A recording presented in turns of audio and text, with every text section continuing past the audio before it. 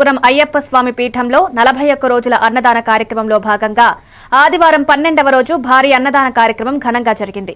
పీఠాధిపతి గురుస్వామి తాతినాయుడు ఆధ్వర్యంలో తగరపు వలస వాస్తవ్యులు వైసీపీ మహిళా అధ్యక్షురాలు డబ్బీర్ ప్రశాంతి పట్నాయక్ ఆర్థిక సహాయంతో ఈ కార్యక్రమం నిర్వహించారు. లక్ష్మీపురం పరిసర గ్రామాల భక్తులు, భవానీమాత భక్తులు, శివస్వాములు, దీక్షాపరులు పెద్ద సంఖ్యలో పాల్గొని ప్రసాదం స్వీకరించారు.